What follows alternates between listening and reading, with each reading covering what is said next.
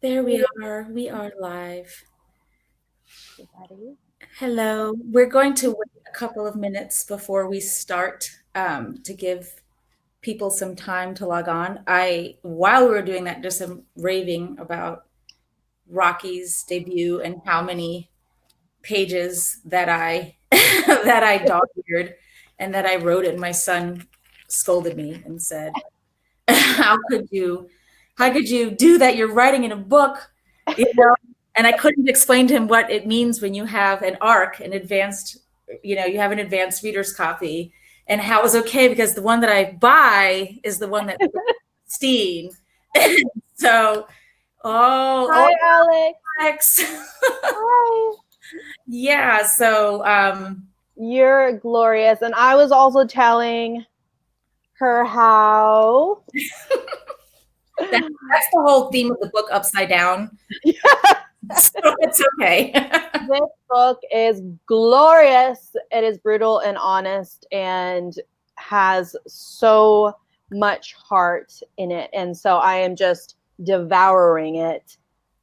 Absolutely masterful. I thank you. I finished this because I had to take it in segments. Your book, of course, is very intense.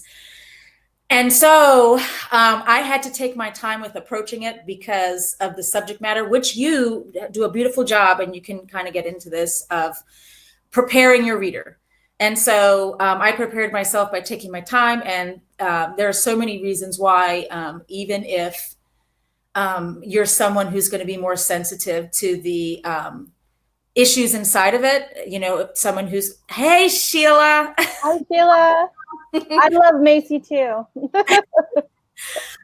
Yeah, thank you. And I wanted to point out with this one that I struggled to start because I knew the subject matter, and you, as I said, you well prepare the reader for the issues, but because of the way it's executed, the way it was something that I never would have anticipated I would have been strong enough to read because the book is the way that it is. I was able, even with the triggers that exist for me, to able to proceed forward and to gain so much from it. And so, because it's as you've pointed out, in your opening, do you want to kind of maybe talk a little bit about how you start and end the book? Sure, absolutely. So the beginning of the book has an author's note from me to the reader, and it talks about my own personal journey with depression and suicidal ideation, and what I hope this book is for other people who are struggling. And it is my plea to them to stay, to find hope in the darkness. And that's what this book is really about. Even though there is so much pain, that hope still exists. And at the end of the book, there is resources. So if you're triggered, if you're at a point and you just need help, that there are things for domestic violence, mental health, and the suicide hotline, as well as other resources. So basically, I feel like with certain books, especially with mental health, but there's many books that have these difficult themes, is that we can create like a container for our reader so that they can feel like seen and safe in the experience of it. And it's just that sensitivity of approaching it in a way that you're trying to intentionally like hold the hand of your reader every step of the way. I think what you're making me think about is, so trigger warnings or support that comes in the beginning of the book to prepare readers for the content is now becoming something that's included with many books. It hasn't been with, Right. with even though I in the past I've asked, should we not, but I think that there are some books where you have that and the responsibility isn't taken in the book. In other words, you've got that trigger warning, but then once you get inside the book, there are things that are not sensitive or gratuitous, etc. I mean, any number of words. And so I think what I was thrilled to find out in your book was that the entire book, I almost want to say, takes responsibility for itself, in that we're dealing with young readers.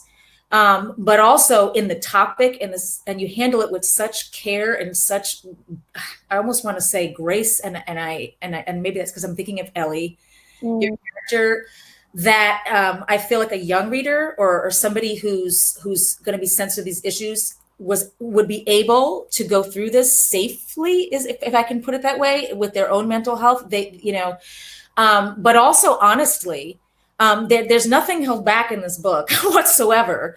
It's so maybe we can start by, let me quickly read. I would like to read. I know we were going into 6 minutes. Read your blurb just to give an idea of the beautiful things said about this, and then maybe you can read a little piece. Oh, sure. Yes. Okay. So you survived the Kirkus. And I did. Congratulations. And it's and what they said is gorgeous. Kirkus called, A Breath Too Late, a memorable, hopeful story of regret. Am I saying Anna correctly? Anna, yes. Yes, Anna, Prince Award-winning author, calls A Breath Too Late a haunting story of suffering, punctuated with brilliant points of hope and light. Rocky, you're a formal behavioral coach and writing mentor. You have an MFA from Vermont College of Fine Arts.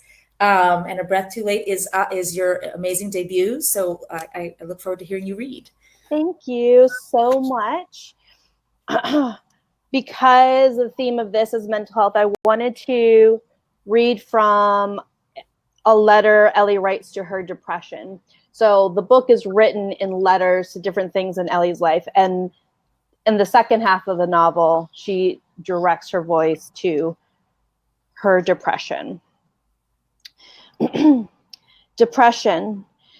You were a tricky thing. I wanted to be able to scrub you clean and make you shiny so you didn't feel like you were rotting inside of me. I wanted to throw my weight behind you and tip you off the earth. I wanted to slam my door in your face when you came calling. Sometimes when I felt strong, I did. I threw you into the basement. I screamed you into submission. I tricked you into the closet. I prettied you up and pretended that everything was all right. But when you hit and I was unprepared or was already teetering on unsteady legs, I didn't have the lungs to yell or the weight to shove or the energy to pretend. You just swept me up and away, so far away. You nibbled on my fingertips and haunted my peripheral vision like a ghost with unfinished business, and that business was me. You hadn't won, and you liked to win.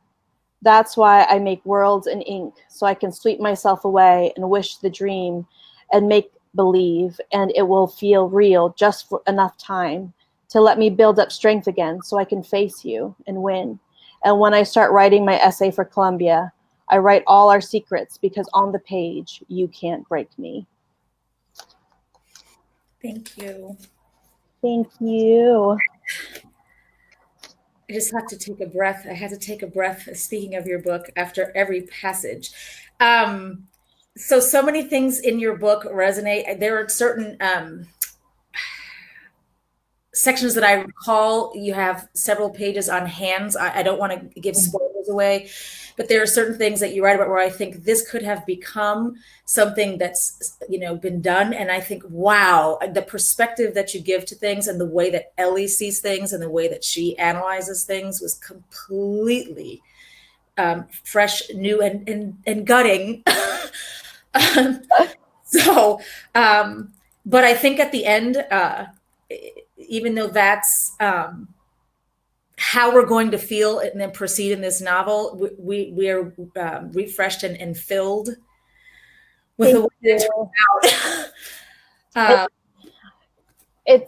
There's a line or there's a passage in the end of the book, and I love when you said filled, and it says hope needs to be filled up, levied, and anchored. And I think that with our books, we have, with both of our books, and your book is so exquisitely and masterfully done, that we see that hope and those bits of light in such tragic and difficult circumstances, and we see the heartbeat of it. We see the heartbeat of our main characters, even when they're misunderstood. And I think that that's such a powerful thing to give to readers who can sometimes themselves feel misunderstood.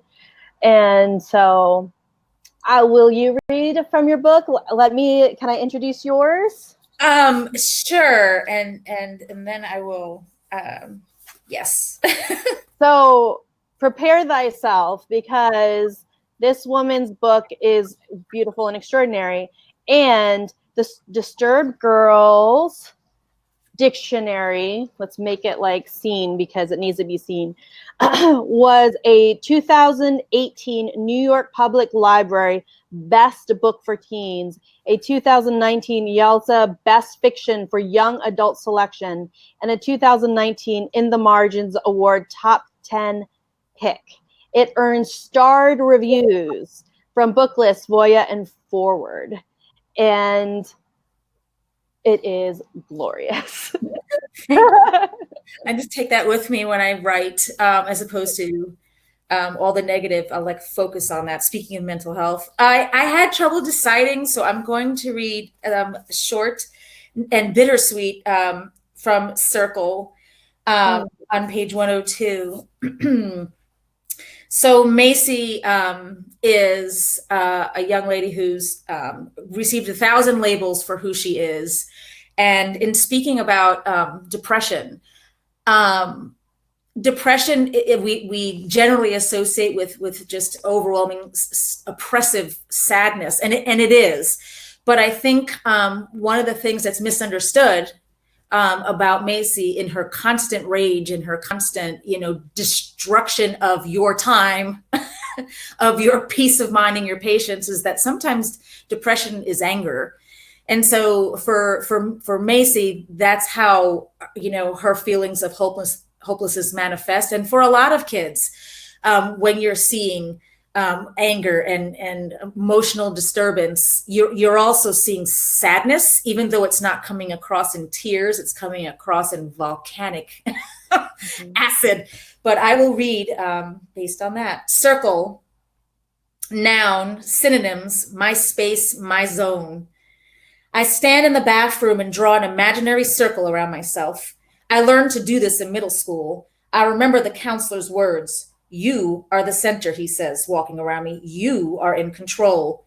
He draws a circle around himself. This is my circle. This is my space. That is yours. Think of yourself as a planet. Think of me as a planet. What would happen if our circles collided? Some little kids walk into the bathroom and start playing in the sink, but I tell them to get out. I stand there in my circle. But I'm not just a planet, I'm a star. I'm the sun and I burn like hell. Everybody needs me to shine, but I don't need them for nothing. I can look down on them, but they can't look me in the eye. I burn. I burn because I'm mad. I'm mad enough to shine for the next zillion years. And you need me too. Love don't make this world go round, I do. I stand in my circle thinking of everybody revolving around me. My mother, daddy, Alma, Zane, everyone.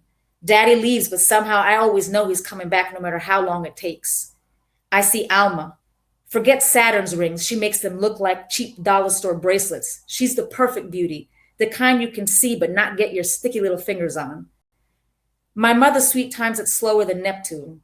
You think that would give us more time to talk, but it don't. No matter how hard I try to talk to her, she's always moving away from me. She don't want to get burned. My brother Zane is Pluto, the planet that's not even a planet, that looks dead to everyone except that one crazy-ass motherfucker who never stops believing there's life out there. That crazy-ass motherfucker is me. I think of what would happen if gravity pulled us together for once. I see us all becoming one big-ass star, a supernova. Somebody flushes a toilet and I blink. It's a little kid from the child development class. I am not in outer space. This fucks up my intergalactic vision. I toss the girl out and the next two kids trying to use the potty.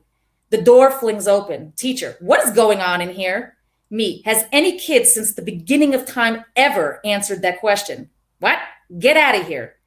Me, apparently you have not read my behavior intervention plan. Ain't no one telling me to get out of nowhere. Don't make me step out of my circle. You're not even a planet. You're an asteroid. What? What did you call me? I can't understand what the teacher says next because of all the screaming in the hall. Outside, the bathroom kids in wet shoes sit in puddles of pee pulling off their pants. Other kids are jumping in the puddles. What makes it even more epic is the teacher slip and slide in pee trying to round them up. This gives me an instant flashback of my mother trying to hit Zane. Flashback. Like a Tom and Jerry episode, my mom chases him under tables, over couches, and back again. Of course, I join in just for shits and giggles. This makes him laugh. This makes my mother mad. He's bad, so he's not supposed to be laughing. Yasmin stops chasing him and goes after me. Her chancla whacks me in the neck before she catches up with me. It hurts a lot, but it's also funny.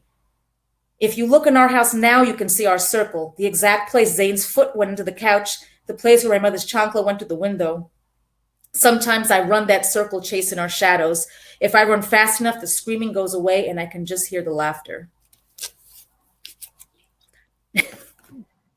So beautiful. It's cinematic in how everything that Macy's living, the way you describe it and the way you show it is just, you can feel it. And I was talking to you before the call started about, when you're in these circumstances and when you're in things that a lot of times people don't understand or on the outside looking in, they underestimate like the power and the intelligence and the heart of these characters. And you underscore that in every single excerpt of this book. And that is just another beautiful example of it. And I think, like you said, like mental health is expressed within any particular diagnosis, condition, however you want, whatever label you choose or is given, that it's manifested differently. Mm-hmm. So like you're talking about that, so often depression manifests in rage and anger. It's so true, and it's so often overlooked. And we see that in every, in any experience, people react and express things differently. But I think that Macy is such a great example of so often the things that people look away from or don't understand. And that's part of the reason her voice is so powerful. And I think in regards to all of us, as you're speaking, and I the different phases of depression, I think about how there are persons also outside of our books and just talking about the community, talking about writers, talking about artists, talking about who are high functioning and who you can't tell at all that they're experiencing or battling, because it is a battle, because depression can have horrific consequences. And so, I think about the fact that, how do we get past this barrier between us and the depressed person, or ourselves as depressed people, and the people on the outside of that sort of prison that we're in, that house we've built around ourselves is how I pictured when I was reading your work, and kind of trying to when you were describing artistically, metaphorically, what is that like to be in a room that it's been partially built by others who in your book have transgressed against this poor child, but it also starts to build itself from her own pain. And then she's just inside it, and there's no air, and it's airtight, and then no one knows she's inside. They're screaming internally, except for one person, and that's another story. But I wanted to back up for a minute, because your book is so powerful and so gorgeously, constructed. And I have to say, I had to think back to 13 Reasons Why, and I hate to veer that way, but I was so massively offended by that book. Personally, it's just personal opinion, because I thought how dangerous for teens to see suicide and depression this way, especially as someone who's a survivor and someone who's worked with kids who are in these situations. But so my shoulders kind of went up reading your book. I'm like, please, please. And then I thought, it made me think sort of back to when I was saying Oprah, Not American Dirt, Jenny Torres' book. Yes. Getting towards his book everywhere. Okay, we are not from here. And I thought the same thing in a sense with your book, not 13 Reasons Why. And it's not always a matter of, it's not nothing to do with cancel culture, but the fact that I thought that this book is the one that I would want to give to any kid who is having these issues, and not because, again, it's a safe book. It goes there, and that's part of its beauty. It goes there so well, but it comes out on the other side with, as it was said, those brilliant points of light. So just wanting you to take a second to talk about your own personal experiences, if you're comfortable with writing this book. Absolutely. So, and I've tried to be as open and transparent about my own journey because I feel like it models other people opening up. And I know what it was like to be like Ellie, where you keep everything on the inside, and how toxic and dangerous and damaging that was for me. And so if I can offer opportunity for other people to share their story, I want to do that. And for me, the whole high functioning depression, I channeled my depression into doing more. And so on the outside, I looked very successful. I looked very accomplished. I was always like the most enthusiastic, bubbly person. But on the inside, I would have days where I felt completely unknown or invisible to myself.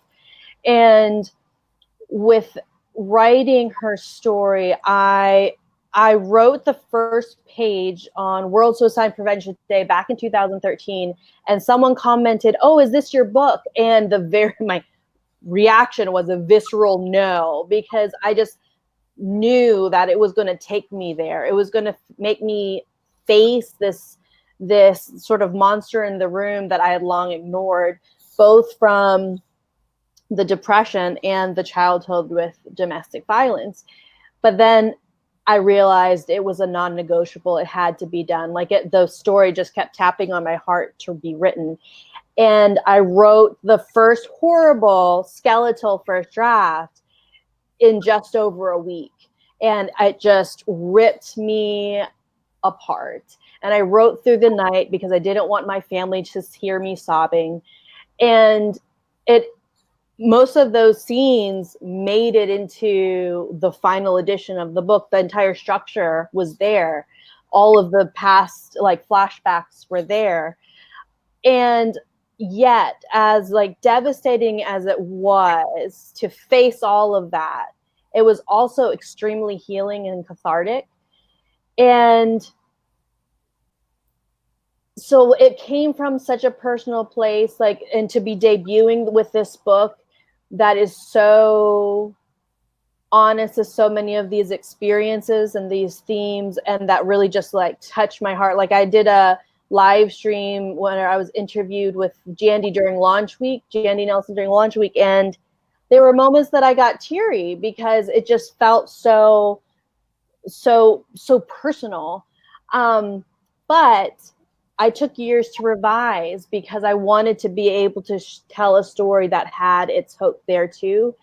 And I wrote an article about writing mental health responsibly in the We Need Diverse Books blog, and that's in the file section of our webinar.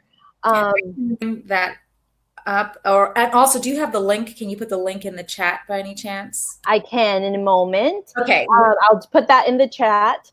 I think that also while you're doing that, I will mention, just so you have a second, because that's that'll be great. When someone's like, "Can you just put that up there while we're live?" So go ahead and take a second. I wanted to read Alex's comments. High functioning depression is so real, especially in Latinx culture where we're not always allowed to complain. Yes, I mean, I think that we haven't yet had enough of a discussion on the narrative. While our books approach these particular experiences of mental health and mental illness, with Macy, it's completely just destroying everything, at least seemingly, around her, disrupting the classroom, but also disrupting the narrative. And with Ellie, she's dealing specifically with issues of also abuse. Mm-hmm. And so still, when we're talking about these books, when I wrote The Truth Is, that's exactly what my character was going through, in this sense of, I'm hugely accomplished. You can never tell from my accomplishments what my internal life is like, or what I look like when I'm falling apart. Mm-hmm. Thank you, Rocky. There it is. And so, and then I see, hi, I want to make sure I'm saying it right. Andrea, or Andrea, you can definitely yell. She says, I both teach and foster immigrant teens, and it is so hard to not just let them open up, to get them to open up and accept help, but to get their families on board as well. And so I think, before we kind of go on, one of the things that we can talk about that's definitely, just screaming in your book, is the biggest, enemy to depression. I want to put it that way, is community, and is, and what creates and fosters is isolation. Alex and I talked a little bit about this in our previous webinar, and Ellie is so isolated, and so, and that's, there's and so, Ellie is so isolated that we have happened what transpires in your book. We as readers want to reach our hands in and be that. We want to be that teacher, that rescues, or we want to be that foster parent, or we want, and we can be that, to the best of our abilities, by having to scale those walls that are built around these kids, and the word wall brings up such horrible things, but the wall can be the politics of our nation, and how they treat and talk about immigrants and Latinx people and people of color. The mental health issues that are going on right now, I think for Ellie and for Macy and for all these characters, are so much beyond what any person who's not from a marginalized culture can understand, because they're experiencing all these things at the same time.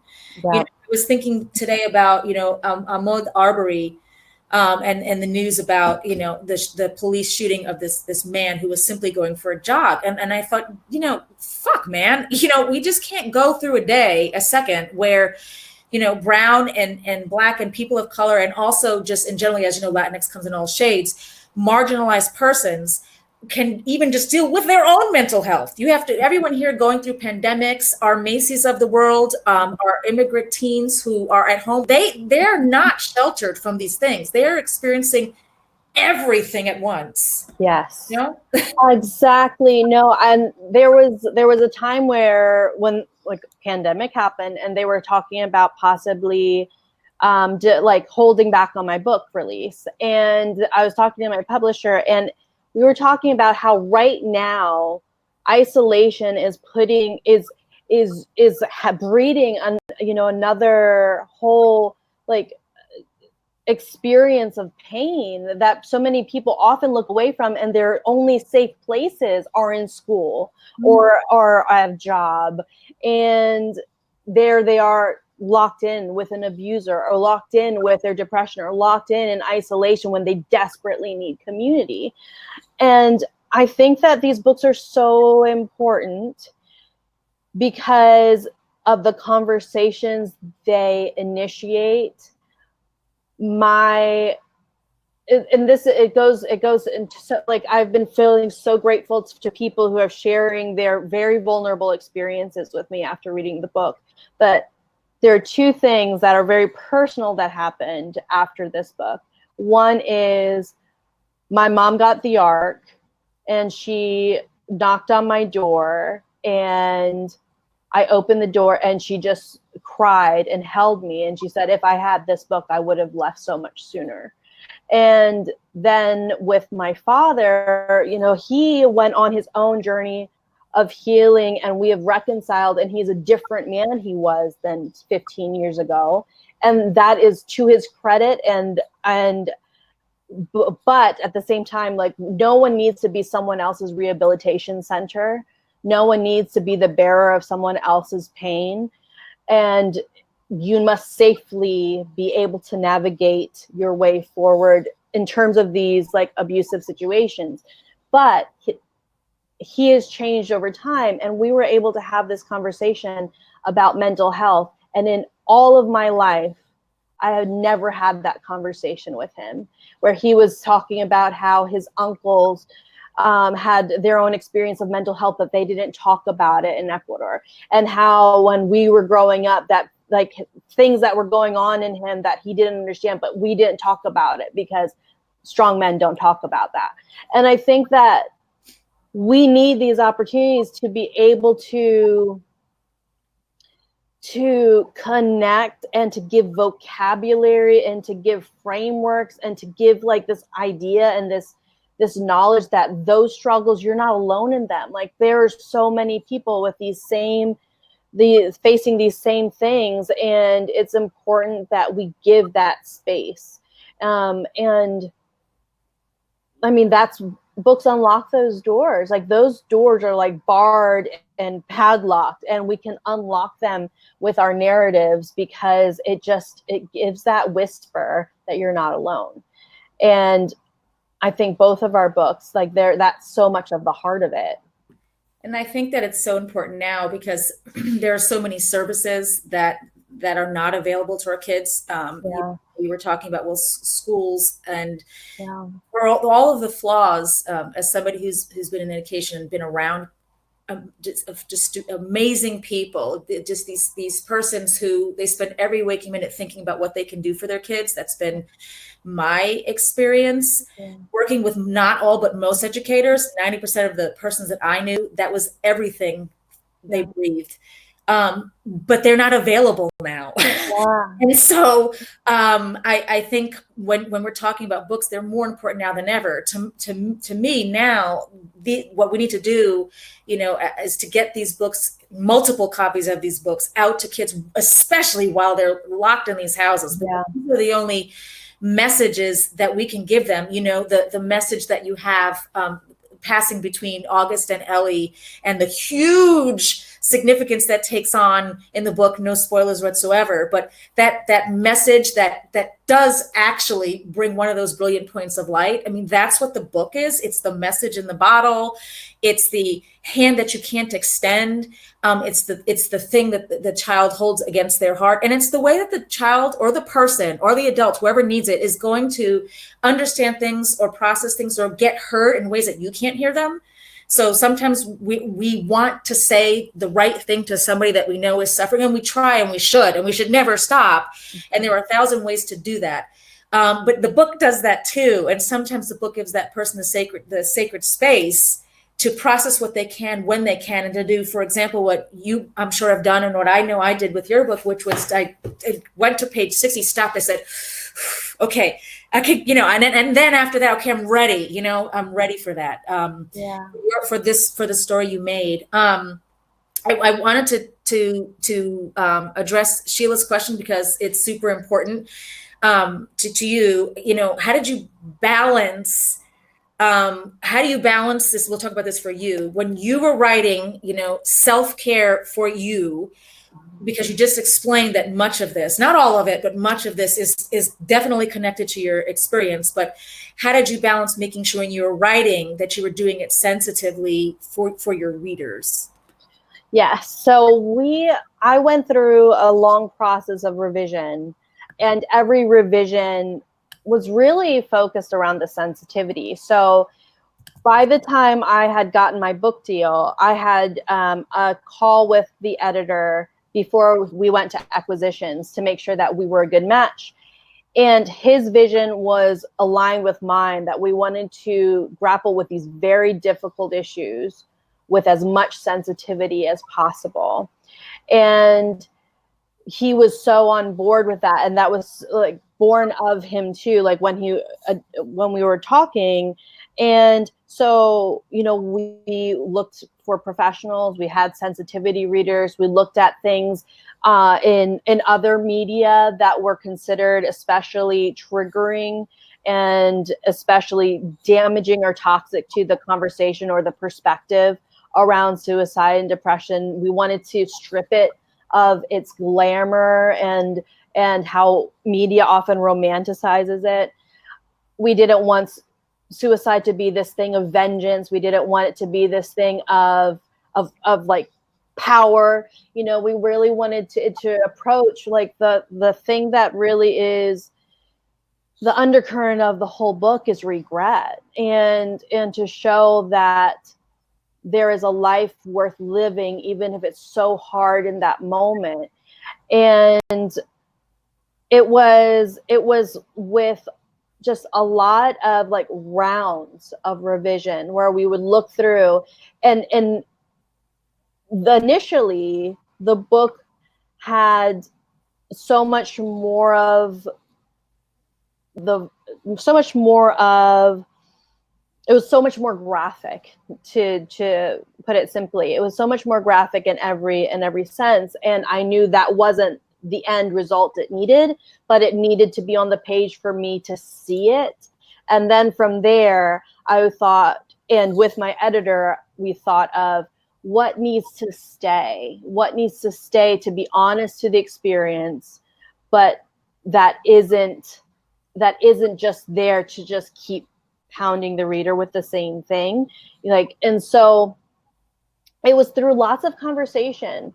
I think lots of conversation to be aware what's out there, to be aware what is craved for by community, and what you would like to avoid. It's impossible to write the book that I wrote without any sort of content that would, you know, make a reader feel something. And that's why I really tried to create the framework of the author's note and the resources, because I wanted to give them as much as possible. But I think that while we write these stories, we want to write what we need to first, and then look at what the reader will need. And usually it's like just enough to see it and to feel it, and not more. And I also wanted to touch on something you said about writing sensitively. We can have suspense, you know, and I'm thinking of craft without gratuitousness. Right. You can have a reader turning pages, right, without dishonoring victims. And this book managed to create this incredible balance of honoring a victim, but also not leaving a victim at the end. Having hope, but having consequences. Having honesty, but not unnecessary brutality that we don't need to see. And nothing was held back. And you can see the layers and layers of revision in that. And you cannot do that. You know, the heart of it came out in the short amount of time you produced it the first, obviously.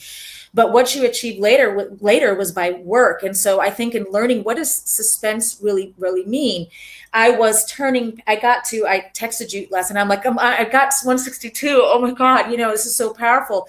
And after that, the pages started to even flip even more. And it wasn't because I knew what was going to happen in a sense, you know, just as someone read, but not because it was in the least bit predictable. That's also fascinating. It's not that. Her emotional journey was still taking place even where the book starts from, which is brilliant.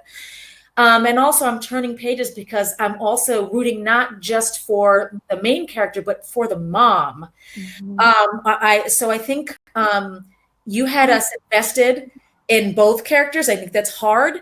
I know that when I wrote the Disturbed Girls Dictionary, it was really easy to create the mother who you wanted to hate. And one of the things I try to do is to say, maybe you do, but I'm still going to make her a very human, three-dimensional character for whom you say, I may want to just shake this person, but I also get how this person came to be this way. And I think one way that we balance things is to redefine being sensitive and understand truly that with these type of topics, you don't need brutal depictions of things without the brutality of that coming through. And then you have what you created, which was a person, not a victim, whom I want to light a candle for, even though she's a fictional character. But I want to do it because I want to light a candle for every Ellie out there in the world who knew it and who didn't, you know. Yes, no, I have that absolutely. I've lost so many people personally to suicide, and I know I have my own struggle grappling with ideation. And I've known some people who have survived attempts, and I think that there is such a journey for every single person, and a way to give them space and to honor their life, however long or short it was. And I think what you're saying, redefining sensitivity, because I don't believe in censorship, but I do believe in sensitivity. And I think really owning that is important, and understanding it. When so many banned books in school systems aren't because the content is so horrific. It's because there are people who are uncomfortable as adults, and they don't want to give the space to have those conversations. And there's so many teachers and librarians who are willing. And I think that we just need to like open up that network. I've said this in other things, that I really feel like A Breath Too Late is meant to be read in community and with someone, because then you can process emotions together and process reactions together. And so one of the things I'm doing is, at the end of the month, this month is Mental Health Awareness Month, and that's why one of the reasons why it's so awesome we get to talk about our books right now is to create a totally spoilery book club style chat with anyone who wants to talk with me about it. Because I think that from there, I can answer questions, I can give all the behind the scenes, and I can give reasons why for the choices I made. And like we know as writers, every book we write cannot be everything at once, but it can be something to someone. And to be able to share that, and for people to be able to receive it, I think it will be a really good way of creating that community and connection. Because the enemy of depression, the enemy of any conversation around mental health is community, is because isolation is what helps breed those really toxic environments. So the more community we can create, the more powerful these conversations can be. And I think that, it's important to note the kids can't wait till we're ready. Mm-hmm. Depression, it's interesting. It doesn't just start with teenagers. There are young children who have depression. There are middle schoolers who have depression. There are middle schoolers who have suicidal ideation. I certainly started suffering when I was very young myself. So, and some of it's, chemical and hereditary, and some of it's situational, and then you get combinations. And then you get extreme situations where somebody's mental health can turn on a dime, and it's actually something that you address in your book as well, where there are moments where Ellie's okay. And then there are moments where she slips right into the floor, and even without extreme situations, this can still be the case. And I think I want to also kind of point out that even when you don't have a Macy who's got a dad in prison, and a Macy who's got a mom who's essentially, prostituting to pay for bills, and that experience, and how that's resonating with Macy. And again, when I say that, I don't have any negativity towards a sex worker per se, but in this situation, Macy's experience with her mother's interactions with men is very toxic. Yeah. Mm-hmm. So, it can be that extreme. It can be as extreme as the violence that occurs, that Ellie experiences, or it can be somebody who's experiencing depression for reasons that are much harder to discern, and can still have the same trigger of sinking and so fast, especially when you've got growing up and puberty and all of that. And so we need to make sure that we're not waiting till we're ready to have uncomfortable conversations with kids. And it's not to say we expose kids, but it's to say that we start dialogues about their mental health as soon as when they're in kindergarten. We talk about social skills and kindness and empathy, and how are you feeling, and do you know what a feeling is, and what does this feeling called and all that vocabulary. And we don't stop giving vocabulary ever, as long as we have the kids with us, and neither with each other. I think that speaking about many of us as adults, many of us adults don't have the vocabulary, even if we've suffered these things, because particularly, I'll just speak to the Latinx community. Mental health is not addressed yet as it should, because there's been so much suffering in the community and so much expectation to push past and fight constantly to survive, that you don't, Alex and I were talking about this. There's no time for mental health when you're trying to survive and put food on the table. My dad had no time for mental health.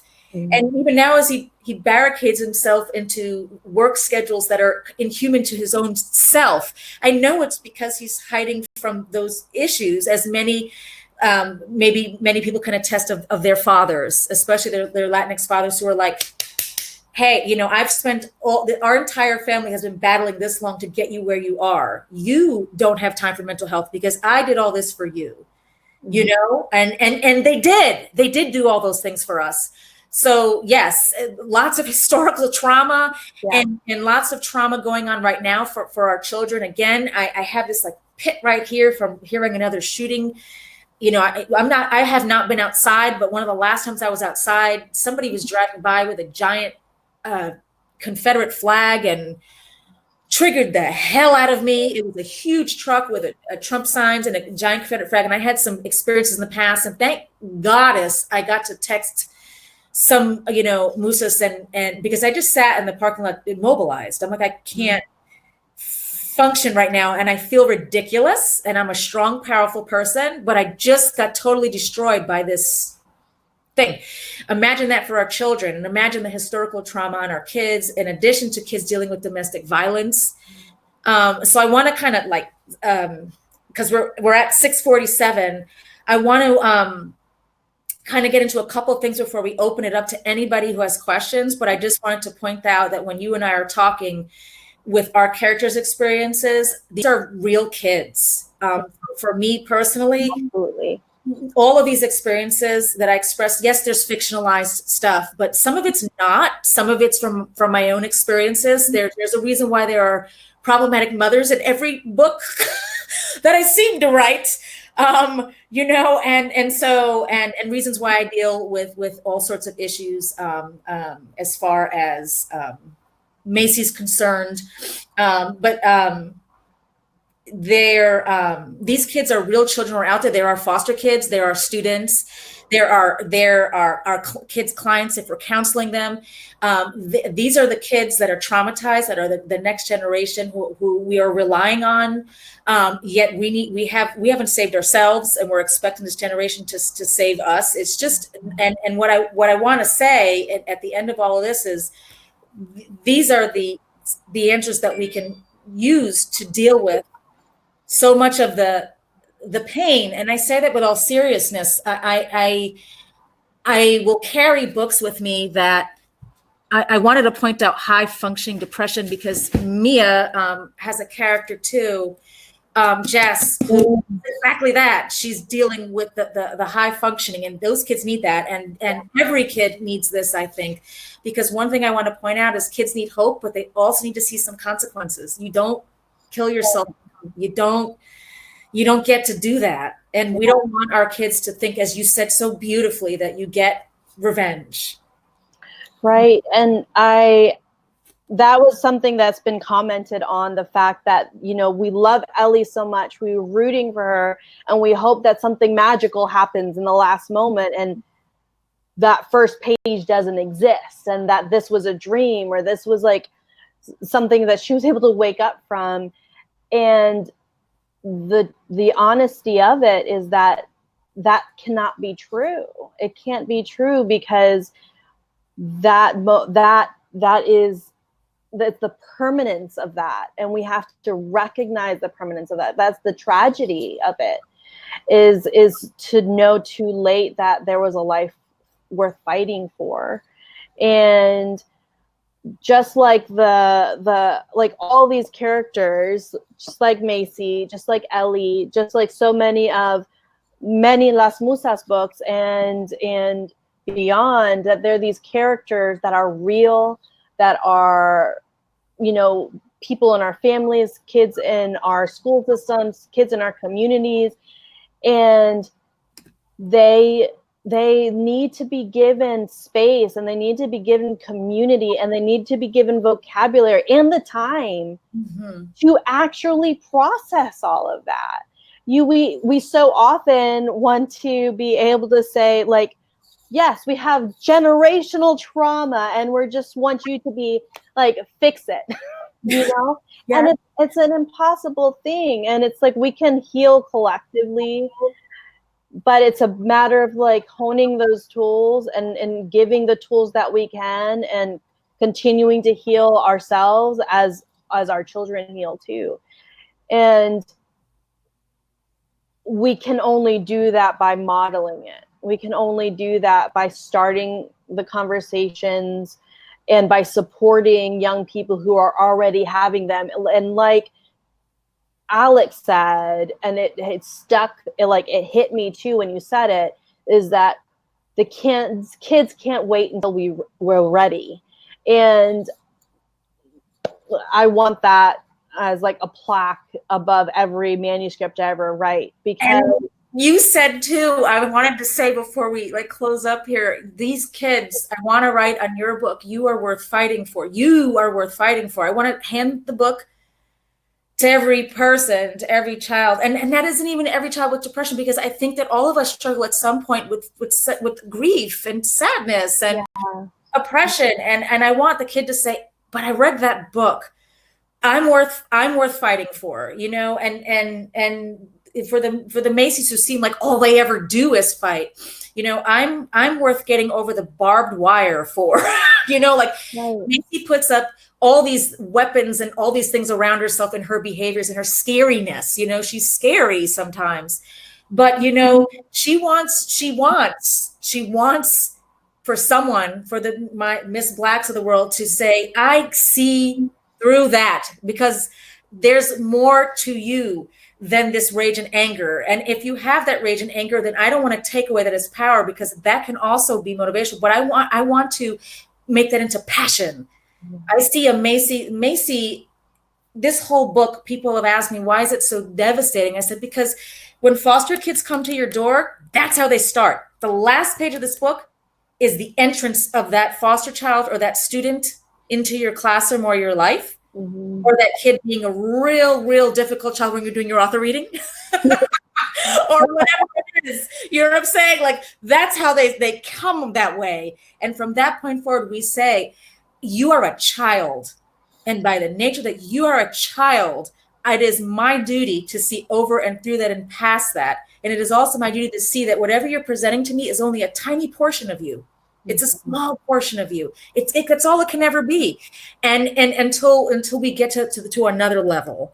So these books help us get to another level in a way that just starting, sometimes initiating a conversation yourself can't, especially with children.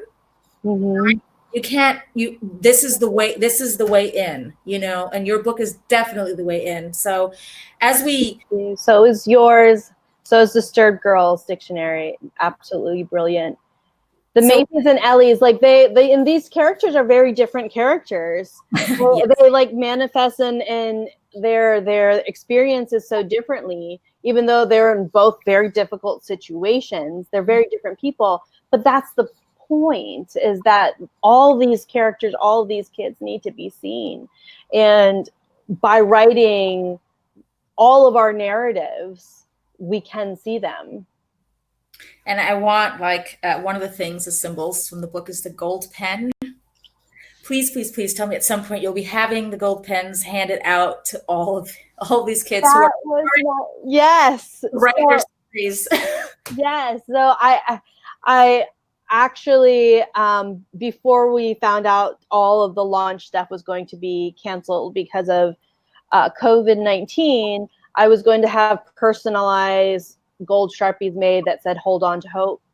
And that is something I want to be able to give out. And I think that you know, we always find the thing that we can hold on to that can be a symbol or a talisman for something. It's like an anchor in the world. And we have to be vigilant about finding them or creating them.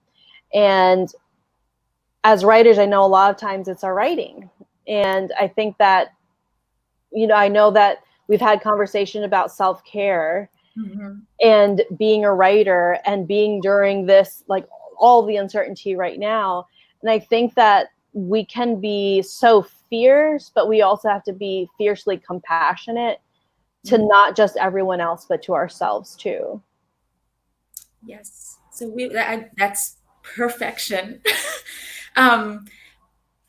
If anyone has a question or a comment that they want to make before we wrap up, please go ahead and put it in the chat box for Rocky or for me. I think fiercely compassionate to ourselves is important, especially you know, those of us who are in pre-publication journeys, or anything to do with starting off your teaching career, your writing career.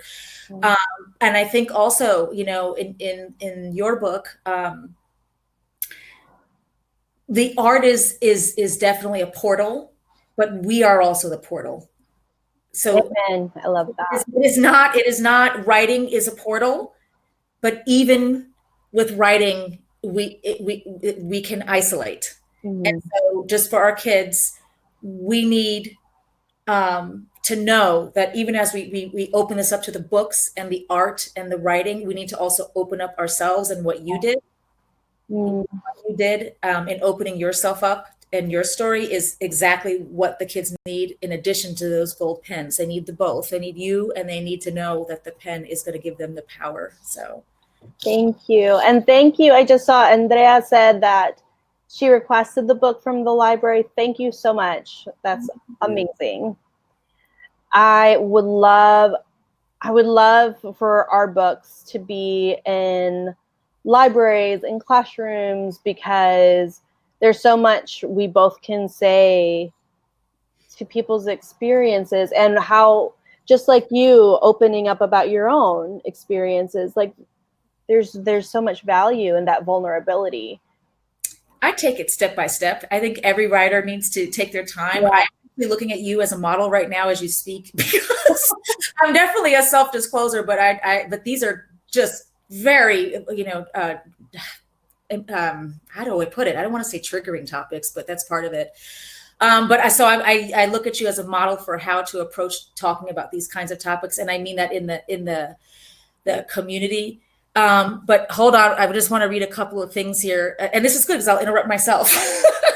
Sheila says, NoNieqa, I love this line. Tomorrow is for people like Alma. I'm still somewhere between today and yesterday. And that's, yes, thank you, Sheila. We want it's tomorrow. You know, that's what we want to give them. The other day. And Vanessa says, how do you even allow yourself to fight for yourself, if that makes any sense? And I think that we can't always give ourselves that permission, and that's just one way to look at it, because when you're in that place. But when you read books, and I want to bring it back to Rocky's book, when you read, that gives you permission to fight for yourself. But I also think each other is always the answer. We need to give each other permission to fail. We need to give ourselves permission to know it's okay. We need to give, you know, ourselves permission to reach out. We need to give ourselves permission to be embarrassed. I think that sometimes we're embarrassed with feeling the way that we feel. So I think that what I would say is I want to give somebody else permission, knowing that's how I feel, to say, hey, you're not going to fight for you right now. I'm going to fight for you and with you. Yes. And as you're going through this, and that can look like a lot of things. Reaching out to somebody else but also allowing people to reach out to you, and knowing that depression tells lies. And I think you know, I feel like that was Alex who said that the depression lies, and that comes across in your book too. But acknowledge that other people who are fighting for you when you can't fight they're telling you the truth, even though you can't hear it. Yeah, absolutely. Absolutely. I had something that I used to write on my arm, and it was Hope Warrior. And I made the I like a semicolon, which is like my story is not done yet. And the idea of fighting for tomorrow, sometimes depending on where you're at, fighting to get out of bed in the morning is such a battle, just as like fighting for the next day. But for me, I started being able to fight for myself, really started for wanting to make sure that I was here for the people that I loved most. And then it became the community that I allowed to occur because I finally communicated. My husband, we've been together for 17 years, didn't know the depths of my depression for over a decade. Mm-hmm. And then I finally opened myself up to it when he said, "What's wrong? What's wrong? What's wrong?" And I said, "I hate myself." And it was just in one of those cycles of like a depressive spiral, because I don't always hate myself, but the depression lies and is convincing. And the more you open up to people, the more they know how to support you and to disrupt those lies. And I think to be disruptive is to be disruptive to the things that harm us and allow ourselves a little bit more room by tiny, tiny choices is a glorious and epic battle worth fighting for.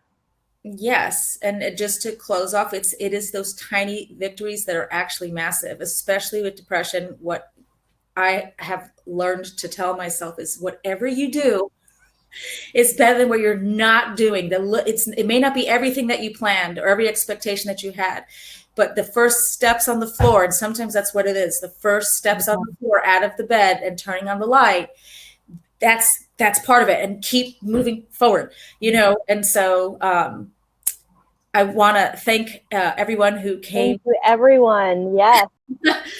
And I want to, let everyone know that we appreciate you, everyone who's here tonight, and everyone here who follows Las Musas or who connects with us in other ways. It is a completely meaningful, and we appreciate you reading us as well. And we're all together in this community and all rooting for each other. Absolutely. We're all rooting for each other. Mm-hmm. Good night. Good night. Thank you so much, everyone. Thank you, Yesenia. Thank you, Alex.